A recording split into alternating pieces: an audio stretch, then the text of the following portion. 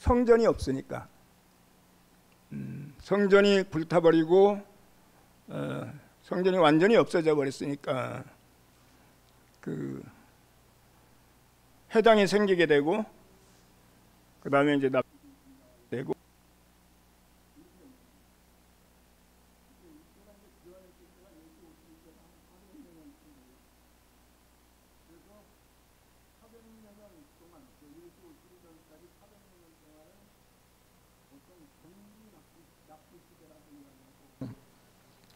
그리고 예수 이후에 한 200년 동안을 후기 납비 시대라고 그렇게 이야기하는 거죠. 납비들이 활동했던 시기는 대략 한 600년 정도 됩니다. 납비들은 토라를 해석하고, 그러니까 모세오경이죠, 히브리 성경을 해석하고 그 다음에 그걸 제자들에게 가르치고 이렇게 한 사람들인 겁니다. 이 사람들이 성경을 해석하는 것은 굉장히 다양하게 해석을 했어요. 납비들이 이야기하는 것은 토라의 모세오경이죠, 700개의 얼굴이 있다, 이렇게 주장을 할 정도로 700개의 얼굴이 있다는 것은 그 토라를 700가지로 해석할 수 있다는 이야기죠. 그러니까 어디 한 군 절대적인 해석은 없다는 이야기죠. 아주 수많은 방법으로 다양하게 해석할 수 있다 해서 700개의 얼굴이 있다고 이렇게 이야기합니다. 그 성서를 해석하는데 이 사람들은 그 시대의 필요에 맞게끔 해석했어요. 그러니까 해석할 때마다 시대가 다르니까 해석이 다르게 나오는 거죠. 시대 상황이 다르니까. 그러니까 성경의 어떤 한 기절을 가지고 해석을 해도 납비들이 해석해 놓은 것을 보면 굉장히 다양하게 해석해 놓은 겁니다. 거의 뭐 같은 해석이라고는 할 수 없을 정도로 이렇게 나왔다는 얘기죠. 시대에 따라서 재해석할 수 없는 성경은 죽은 거나 마찬가지인 겁니다. 그러니까 지금도 계속적으로 하나님의 말씀이 재해석되고 그래야 돼요. 이래야지 살아있는 성경이 되는 것이고, 이래야지 우리 시대에 우리에게 필요한 말씀이 된다는 이야기죠. 옛날에 몇백 년 전에 몇천 년 전에 해석해 놓은 걸 그대로 그걸 고수하고 있다면 그 공동체는 활력이 없어져 버리는 겁니다. 생기가 없어진다는 이야기죠. 그리고 납비들이 이렇게 다양하게 한 600년 동안 많은 납비들이 다양하게 해석한 것을 모아놓은 것을 미드라시라고 합니다. 미드라시. 여러분들이 이제 컴퓨터 검색해 보면 미드라시에 대한 책들이 많이 나와 있어요. 이제 쉽게 이야기하면 구약 성경을 유대인 납비들이 해석한 책이다, 이렇게 보면 되는 겁니다. 유대인 납비들이, 원래 이제 구약 성경은 유대인들의 책이지 않습니까? 그러니까 그 사람들이 구약 성경을 어떻게 해석했는지 하는 것을 보려면 미드라시를 찾아보면 돼요. 창세기 미드라시, 성경마다 다 미드라시가 있다는 이야기죠. 그리고 이제 이 사람들은 미드라시를 갖다 계속 후손들에게 가르쳤어요. 결국은 성경 해석을 가르친 거죠. 이게 이제 계속 쌓이다 보니까 유대인들의 머리가 굉장히 창의력이 발달하게 된 겁니다. 유대인들이 머리가 좋다고 하는 말은 성경을 학교에서 가르쳐서 좋다는 말이라고, 이렇게 그렇다고 이야기하는데, 사실은 뭐냐면 해석을 가르쳤어요. 그리고 그걸 듣고 학생들은 뭐 했냐면 그 말씀에 대해서 토론하고 다시 재해석하고, 애들서부터 그렇게 가르쳤다고 합니다. 이렇게 오랜 세월이 지나다 보니까 유대인들의 머리가 굉장히 창의력이 발달하게 된 겁니다. 그래서 오늘날 그 큰 영화 대작 같은 것도 거의 감독이 유대인입니다. 그리고 예능 쪽, 그 다음에 경제계 쪽, 좌우전 세계에서 노벨상을 가장 많이 받은 민족이 유대인이에요. 그런 쪽의 창의력이 굉장히 발달했다 하는 이야기죠. 그 1세기에 악기바라고 하는 유명한 납비가 있었어요. 1세기 말에서 2세기 초에 살았던 사람인데, 이 사람이 탈무드를 편집한 사람이고 최초에 편집한 사람이고 굉장히 천재적인 미드라시 해석자라고 이렇게 이름을 떨칠 정도로 유명한 랍비가 있었어요. 이제 이러한데 이거는 모세가 하늘에 있다가 그 땅에서 아키바라는 사람이 너무 성경을 잘 해석한다고 하니까 하늘에서 땅으로 내려와 가지고 아키바가 수업하는 그 수업에 참관을 했답니다. 그래갖고 저 맨 뒤에 이제 딱 앉아가지고 아키바의 설명을 듣는데 마침 그때 아키바가 뭘 설명하고 있었냐면 모세가 시내산에서 받은 계시에 대해서 설명을 하고 있었어요. 그 자기가 받은 계시를 아키바가 설명하고 있는 겁니다. 근데 아키바가 뒤에서 보니까 모세가 뒤에서 보니까 아키바의 말을 갖다가 도저히 이해할 수가 없어요. 자기가 받은 거하고 전혀 다른 이야기를 하니까. 그래서 이제 모세는 이제 다시 하늘로 올라가면서 야, 내 후손들이 나보다 훨씬 낫구나. 그렇게 감탄하면서 좀 이제 그 마음 한구석에는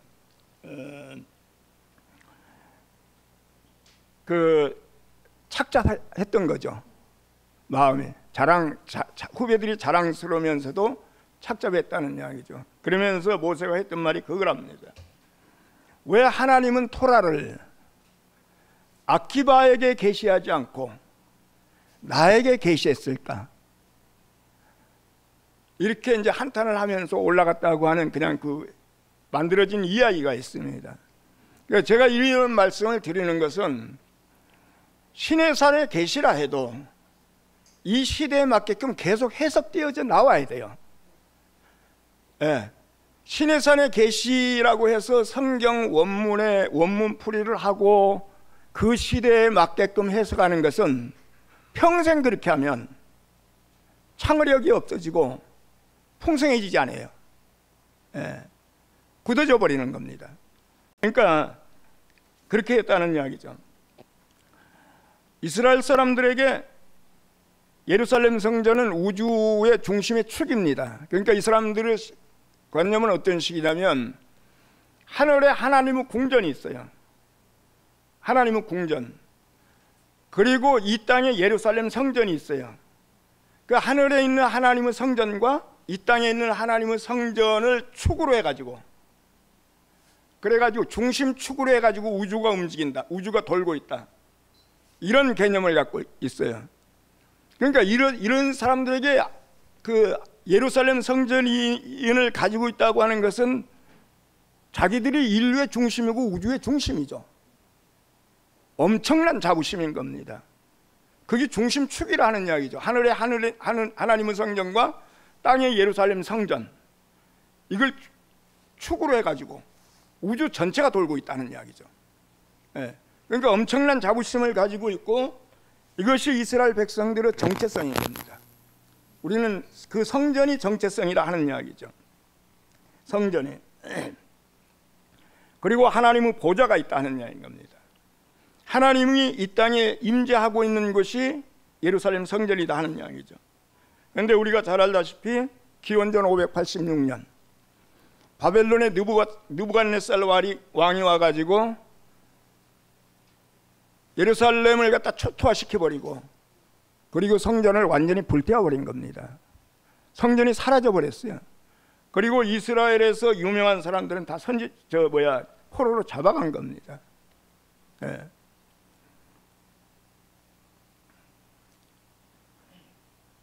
포로를 끌려갈 때 선지자들도 거의 다 끌려갔죠. 많은 선지자들이 끌려간 겁니다. 끌려갔는데 이 선지자들은 끌려가면서 그 왕궁에 있는 거룩한 문서들을 가지고 갔어요. 거룩한 문서라고 하는 것은 하나님에 관한 말씀을 적은 그 단편적인 서류죠. 그러니까 그 책이죠. 이게 종합되어 있거나 이런 것이 아니고 그냥 이렇게 그 단편적으로 있는 그런 거룩한 문서를 가지고 갔답니다. 그러니까 이스라엘은 이제 성전이 무너지고, 그러니까 성전이 무너지니까 제사장 제도도 소용없게 돼버리고 희생제사 드릴 필요도 없고 자기들이 지금까지 선민이라고 자랑했던 모든 것도 무너져 버리고, 그리고 거룩하다고 내세울 만한 것이 아무것도 없어요. 근데 단 하나 있다면 그것은 뭐냐면은 자기들이 가지고 옛날서부터 내려왔던 거룩한 문서 하나밖에 없다는 이야기인 겁니다. 거룩한 하나 문서. 민족의 정체성도 다 무너져 버렸어요. 그래서 바벨론 포로로 끌려간 선지자들은 그 이스라엘의 정체성을 세우기 위해서 혼신의 힘을 다했던 겁니다. 그러니까 이스라엘의 정체성을 세우려면 이제 성전은 없고 거룩한 모든 것이 소멸되어 버렸으니까 남아있는 거룩한 문서를 가지고 이스라엘의 정체성을 세우려고 한 겁니다. 그러니까 정체성이 없는 민족은 소멸되어 버려요.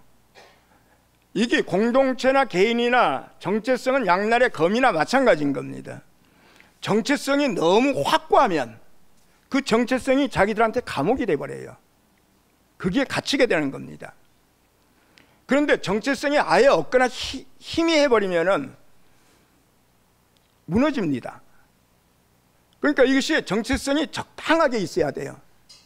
그 적당히 어느 정도는 모르지만 정체성이 너무 확고하면 선민의식 때문에 무너져요. 우리는 선택받은 백성이고 너네는 아니다. 그래서 그 이방인으로 취급해버리고 이런 거죠. 이스라엘의 정체성이 너무 확고했어요. 선민의식 때문에 이스라엘은 망했다 이렇게 이야기해도 되는 겁니다. 이스라엘에 잡혀온 선지자들은 그 이스라엘의 공동체를 세우기 위해서 아주 혼신의 힘을 다했다는 이야기죠. 그래서 이 문서들을 갖다가 연구하고 종합하고 그 다음에 편집하고 나온 것이 우리가 오늘 보고 있는 구약 성경인 겁니다. 이해가 가시죠? 그러니까 거의 구약 성경은 바벨론 포로 시기, 그 다음에 그 후에 자기들의 이스라엘 정체성을 세우기 위해서, 그래서 자기들이 편집하고 이것밖에 안 남았으니까, 하나님에 관한 건 이거밖에 안 남았으니까, 그래서 히브리 성경을 만들어냈다고 보는 겁니다. 그러니까 이 히브리 성경은 자기들 목숨보다 더 소중해요. 이것이 이제 자기들에게는 마지막 희망이고 이걸 끝까지 보존해야 돼요.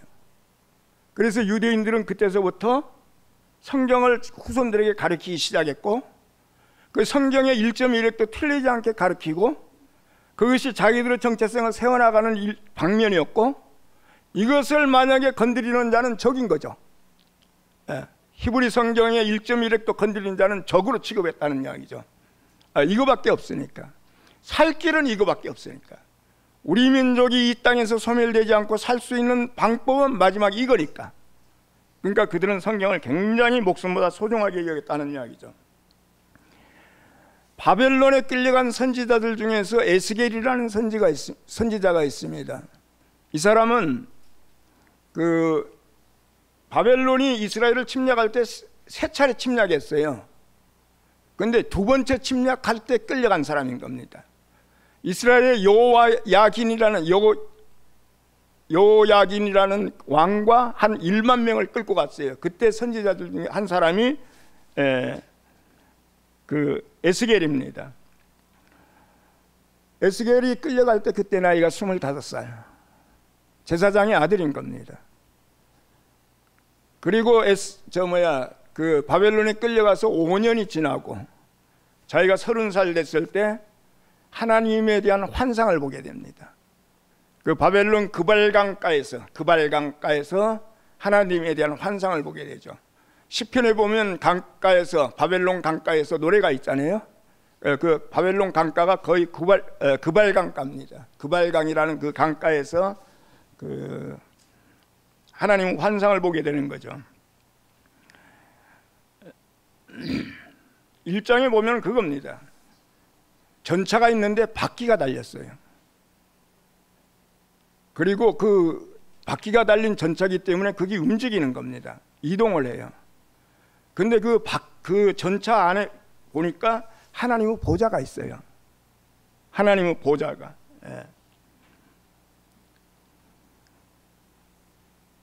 그때까지만 해도 저 이스라엘 사람들의 생각은 예루살렘 성전에만 하나님이 계신다고 생각했어요.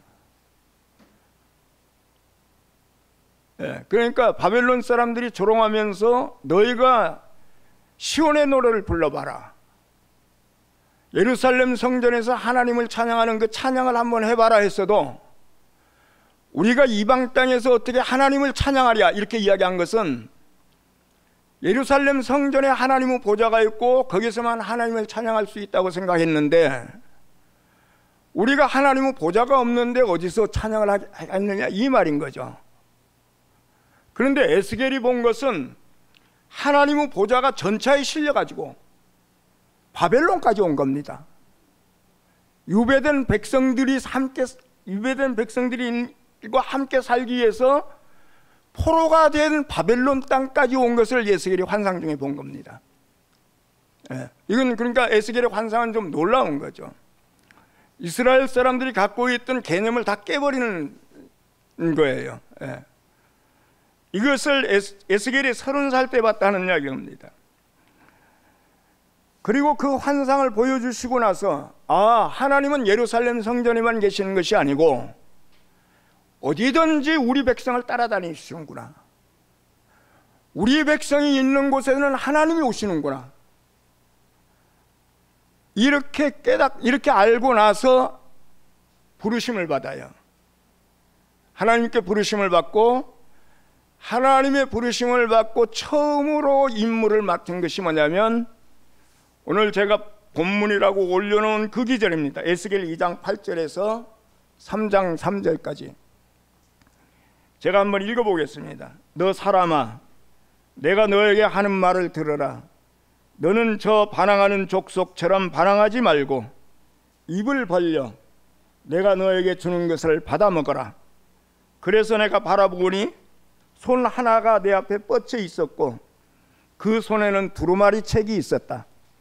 그가 그 두루마리 책을 내 앞에 펴서 보여주셨는데 앞뒤로 글이 적혀 있고 거기에 온갖 조가와 탄식과 재앙의 글이 적혀 있었다. 그러니까 이 두루마리를 갖다가 먹으라고 하면서 줬는데 좋은 건 하나도 없어요.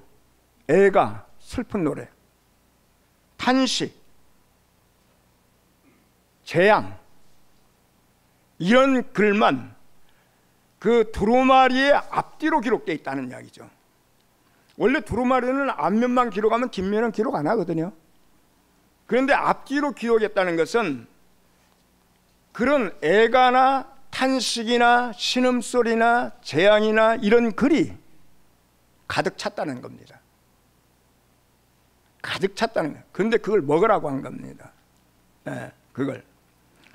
이것은 바벨론 포로로 끌려온 이스라엘의 상태를 이야기하는 거죠.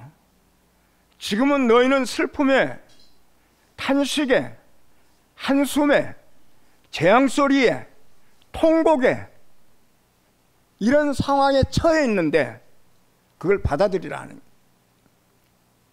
그걸 먹으라 하는 이야기죠. 예. 좌절에 빠져 있지만 말고 그것을 소화시키라 하는 이야기인 겁니다. 우리가 지금 상황에 처해 있는 것을 그 상황을 받아들이라 하는 이야기죠. 그 다음에 이제 3절에 가면 그렇게 3장에 가면 그렇게 이야기하고 그가 또 나에게 말씀하셨다. 사람아, 너에게 보여주는 것을 받아 먹어라. 너는 이 두루마리를 먹고 가서 이스라엘 족속에게 알려주어라. 그래서 내가 입을 벌렸더니 그가 그 두루마리를 먹여주시며 나에게 말씀하셨다. 사람아, 내가 너에게 주는 이 두루마리를 먹고 너 배를 불리며 너의 속을 그것으로 가득 채워라. 그래서 내가 그것을 먹었더니 그것이 나의 입에 꿀같이 달았다.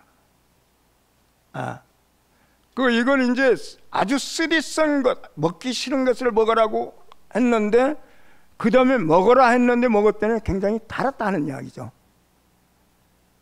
두루마리는 그 환상 중에 두루마리를 이렇게 딱 보여주고 그렇게 했다고 했는데 사실은 아까 처음에 제가 말씀드린 것처럼 예루살렘 성전이 무너지면서 바벨론 포로로 끌려오는 선지자들이 가지고 온 그 두루마리입니다.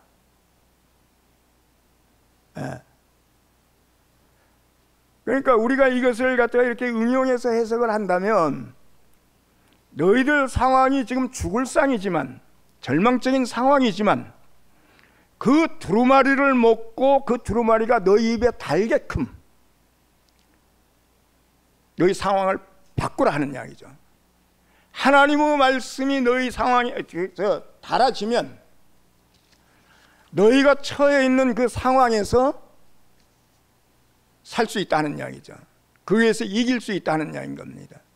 그래서 그걸 받아 먹으라 하고 이야기합니다. 예. 유배 생활의 고통과 불행을 받아들이면 하나님의 말씀이 달콤하게 들릴 수도 있다는 이야기죠. 이건 이제 우리가 교회에서 개인적으로 이런 식으로 그 경험할 수 있는 문제죠. 굉장히 내가 지금 상황이 안 좋은데, 그래서 하나님의 말씀도 듣기 싫어요. 너무너무 듣기 싫어. 그런데 어떻게 들었는데 상황은 그대로인데 하나님의 말씀이 굉장히 달아져 버렸어. 이런 상황인 겁니다.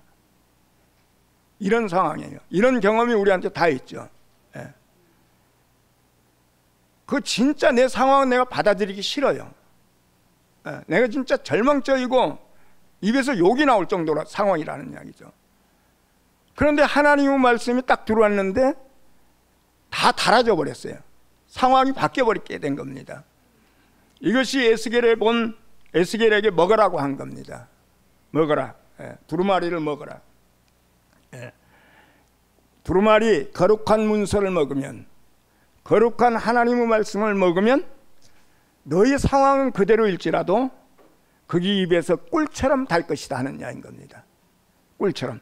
그럼 살 수 있잖아요. 예.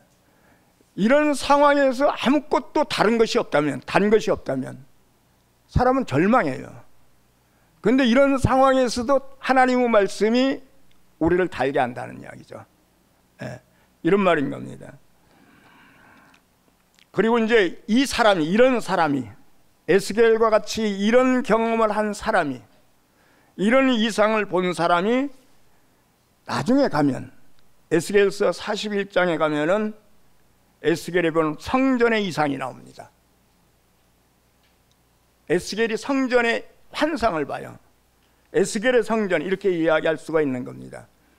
그런데 이 성전은 이 땅에 건설된 성전이 아니에요. 지금까지 솔로몬이 성전을 건축했고, 그 다음에 파괴되고 나니까 포로들이 기환하고 나서 스룹바벨이 성전을 건축했어요. 그리고 나서 나중에 헤롯 성전을 갖다 건축하고, 그리고 이것이 주 70년에 노아의 침략으로 다 무너져 버렸죠.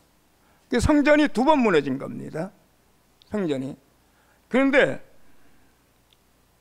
이 성전은 에스겔이 본 이 성전은 솔로몬의 성전하고도 하나 같지가 않아요. 예. 헤롯 성전은 솔로몬의 성전을 재건한 것이 아닌 겁니다. 그건 로마식으로 성전을 만들어 버렸어요. 로마식으로. 예. 자, 이 성전이 건축된 적이 없다는 이야기죠. 그런데 이 성전이 참 특이합니다.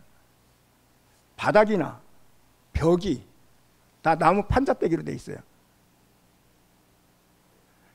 솔로몬의 성전이나 아니면 성소, 광야에서 모세가 지은 성소 같은 것은 조각목에 금을 입혔죠. 그 안에 들어가면 황금빛이 찬란하죠. 솔로몬의 성전에도 들어가면 다 금으로 입혔어요. 근데 이 성전은 나무로 돼 있어요. 에스겔이 본 성전은 이 나무가 어떤 나무인지도 몰라요. 조각목이라는 말도 없고 백향목이라고 하는 나무도 없어요. 그리고 이 나무를 어디서 이렇게 산지가 어딘지도 모른다는 이야기죠. 예. 그리고 그 나무를 그대로 사용했어요. 그게 그냥 판자떼기예요. 널판지 이렇게 번역해 놨습니다. 우리 성경에 널판지. 예.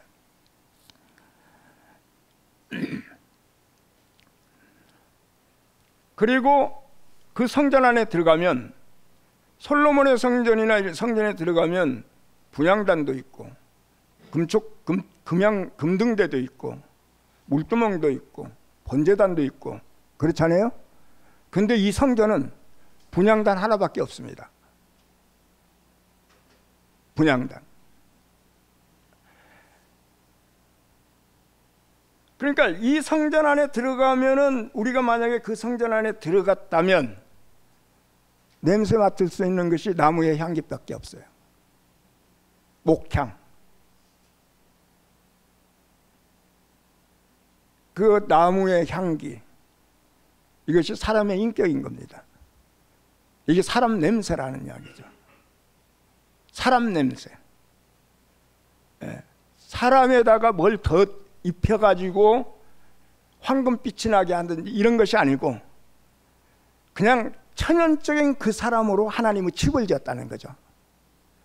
그러니까 그냥 천연적인 나무로. 그리고 아까 말씀드린 것처럼 나무가 어떤 나무인지 몰라요. 예, 백향목도 아니고 종황목도 아니에요. 그러니까 이 에스겔이 이 성전의 이상을 봤을 때 높은 산에 올라갔다고 되어 있어요. 그리고 이 이상을 본 겁니다. 높은 산에 올라갔다고 하는 것은 에스겔의 인격이 그만큼 고양됐다는 이야기죠. 하다 보니까 고양대에서 보니까 하나님의 성전이 사람 냄새만 나는 하나님의 집이더라 하는 이야기죠. 이것이 에스겔의 성전인데, 아까 말씀드린 것처럼 이 땅에 건축된 적이 없다 하는 이야기죠. 우리가 지금 교회를 건축하는 것은 에스겔의 성전을 건축하고 있는 겁니다. 우리가 교회 안에 들어와서 맡을 수 있는 것은 사람 냄새만 나야 돼요. 사람 냄새만 나야 되는 겁니다. 그리고 교회 안에 들어오면, 전에는 분향당도 있고 뭐 번제단도 있고 등촛대도 있고 등대도 있고 했지만은 오직 하나님께 향기만 드리는 분향단만 있으면 된다는 이야기죠. 그리고 그 분향단도 나무로 만들었어요. 예, 아무것도 더듬히지 않고. 이것이 에스겔에 본 성전입니다. 그러니까 하나님이 주시는 두루마리를 쓰든지 달든지 그걸 먹었더니 내 인생이 달아지고 내 입이 달아졌어요. 그러다 보니까 에스겔이라는 사람은 어떤 사람으로 변했냐 하면은 하나님의 집에 대한 이상을 본 사람이 됐다는 이야기죠. 하나님의 집은 사람의 향기만 나야 되는구나. 바울이 골로새서에서 신성의 충만이 그 육체에 거하고 이렇게 이런 말을 한 적이 있습니다. 신성이 충만해지면 인성이 된다는 이야기죠. 신성이 인성이 된다는 이야기입니다. 신성이 충만해지면, 우리가 하나님의 성분으로 하나님의 생명으로 충만해지면 나타나는 것은 사람만 나타나야 된다는 이야기죠. 그것이 신성의 충만이 육체에 간다는 말인 겁니다. 우리가 최종적으로 인격된, 완성된 인격이라고 하는 것은 사람이 나타나야 돼요. 하나님의 어떠하심이 나타나는 것이 아니고, 이번 주에 목사님께서 말씀하신 것처럼 상식적인 토대에 의해서 건축된 교회, 상식적인 토대에 의해서 건축된 교회는 우리 구성원들이 다 상식적인 사람이 돼야 되죠. 상식적인 사람은 지극히 인간적인 사람인 겁니다. 생명이 성숙했다는 사람들이 하는 짓거리가 비상식적인 일을 해요. 사람을 죽이고 사람을 쫓아내고. 이건 에스겔이 이야기하는 것이 아니죠.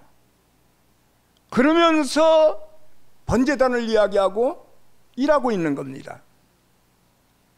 에스겔의 성전에는 하나님께 향기만 드리는, 하나님을 찬양하는 것만 남아있고, 여기는 어떤 나무라도 참여할 수 있고 여기에 들어오면은 사람의 향기만 나는, 그래서 어떤 사람이 들어와도 어색하지 않고 거부감이 들지 않는, 이것이 에스겔에 본 성전의 이상인 겁니다. 우리는 지금 이 성전을 건축하고 있는 겁니다.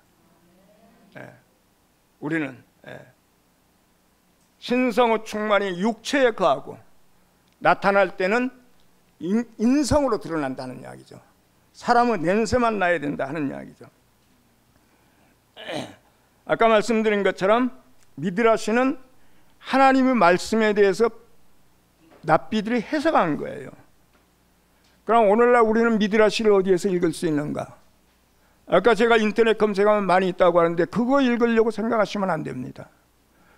우리는 교회 안에서 하나님의 말씀을 듣고 형제들이 간증할 때 거기서 미드라시를 읽는 겁니다. 거기서 이제 다양하게 우리가 다양한 미드라시를 들을 수 있다는 이야기죠. 다양한 형제들에게서 미드라시를 읽는 겁니다.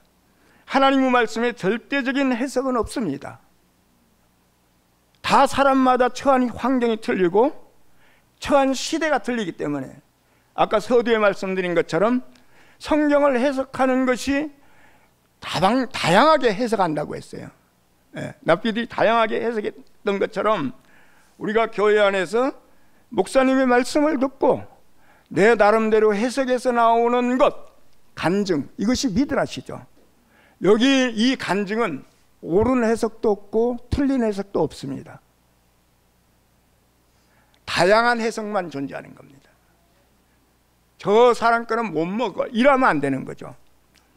에스겔에게 처음 제시했던 것은 아주 우울하고 일관성이 없고 절망스러운 두루마리 책을 주면서 먹으라고 한 겁니다. 그걸 먹어야 돼요. 그걸. 저 형제 거는 못 먹겠어. 나는 저거 먹어본 적이 없어. 저건 내 입맛에 안 맞아. 그러면 그 사람은 풍성해지지 않습니다. 풍성해지지 않는다는 이야기죠. 좋은 것이건 나쁜 것이건 받아 먹으면 어느 날 그 말씀이 다 나에게 꿀같이 된다는 이야기죠.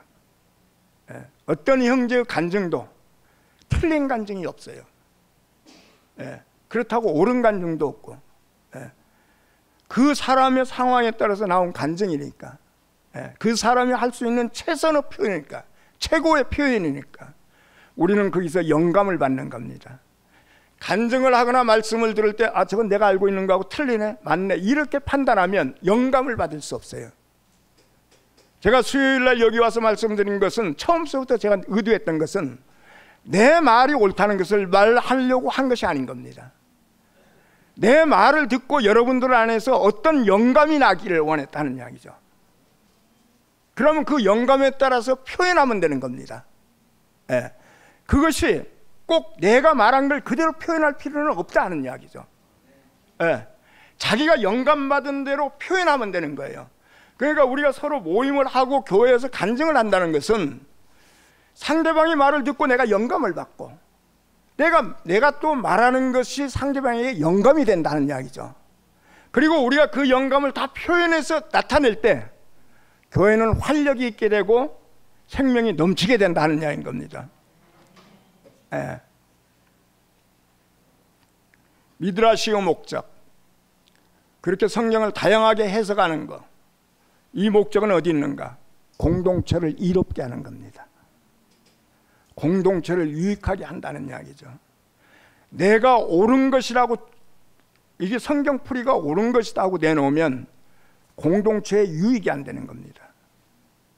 그 공동체의 유익을 위해서 우리는 간증을 해야 되고,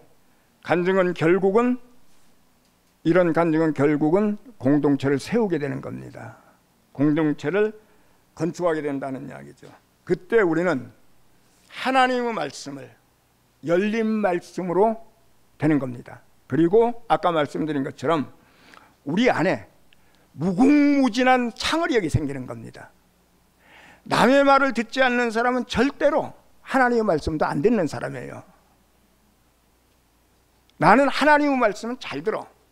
나는 목사님의 말씀은 잘 들어. 그렇지만 형제의 말은 안 들어. 이건 굉장히 모순인 겁니다. 예. 결국 한 가지예요. 내가 남의 말을 안 듣는 사람은 나는 하나님의 말씀도 못 듣는 사람이구나, 이렇게 인식해야 된다 하는 이야기죠. 예. 신성 충만이 육체에 거한다. 우리가 생명이 성숙하고 우리가 하나님의 성품으로 닮아가면 우리 안에서 나타나고 우리에게서 나타나는 것은 정상적인 사람, 상식적인 사람, 보편적인 사람, 이런 사람이 되는 겁니다. 그때 우리는 상식적인 토대 위에 교회를 건축하게 되고 보편적인 교회를 건축할 수 있다 하는 이야기죠. 예. 우리는 지금 에스겔이 본 성전을 갖다가 이 땅에 건축하고 있는 사람들인 겁니다. 예. 우리는 이 일을 위해서 부름을 받았다는 이야기죠. 에스겔의 성전이 건축되지 않았어요. 지금까지 기독교 역사를 봐도 에스겔이 말했던 이 성전이 건축된 적이 없습니다. 대국교회를 처음 봤을 때 이 희망이 보였던 겁니다. 그래서 저는 여수에서 목회를 포기하고 여기까지 왔어요. 근데 결국은 다양성이 사라져버리고 절대적인 어떤 것만 주입하려고 하니까 에스겔의 성전이 안 나타난 거죠. 우리는 다시 여기서 함께 가는 교회에서 에스겔의 성전을 건축하는 사람으로 이렇게 부르신 겁니다. 예. 그 수요일날 몇 달 동안 제가 말씀을 드렸는데 아주 경청을 해주시고 화답을 잘 해주시고 해서 정말로 감사합니다. 감사하고 아까 제가 말씀드린 것처럼 제가 지금까지 수요일날 했던 말씀은 700개의 얼굴을 가진 중에서 한 가지 얼굴이라고 생각하시면 돼요. 그러니까 제가 이렇게 이것이 700개의 얼굴 중에서 내 얼굴이 정답이다 이걸 말하려고 한 것이 아니고 영감을 받으라는 이야기죠. 영감을 받으면 우리가 넓어지고 우리가 풍성해지고 어디에 매여 있으면 안 돼요. 계속 내가 매이지 않으려면 형제들의 말씀을 잘 들어야 돼요. 어떤 말이라도 듣고 거기서 내가 영감을 받으면 되는 거지. 저 형제 저 말 틀렸는데 이렇게 판단하면 안 된다는 이야기죠. 좌우지간 대단히 감사했습니다. 주님을 찬양합니다. 기도하겠습니다. 자비로우신 아버지 하나님, 우리를 불러서 에스겔의 길을 가게 하시고 에스겔의 성전의 이상을 보게 하시고 에스겔의 성전을 건축할 수 있는 사람으로 이렇게 조성해 가시는 것을 감사드립니다. 우리가 교회가 신성 충만히 육체에 나타나는 것처럼 오직 사람 향기만이 진동하는, 그래서 누구라도 쉽게 들어올 수 있고 쉽게 우리 건축할 수 있는 이런 교회가 될 수 있도록 계속 인도하시고 은혜 베풀어 주옵소서. 지금까지 주님께서 인도하셔서 제가 비록 말이 초라하지만 이렇게 형제들에게 말씀을 선포하게 됐습니다. 이 은혜 진실로 감사드리고 앞으로 형제들의 말씀을 잘 듣는, 경청하는 그런 사람이 될 수 있도록 저도 힘껏 달려가겠습니다. 주님의 은혜에 감사드리며 예수 그리스도 이름으로 기도드리옵나이다.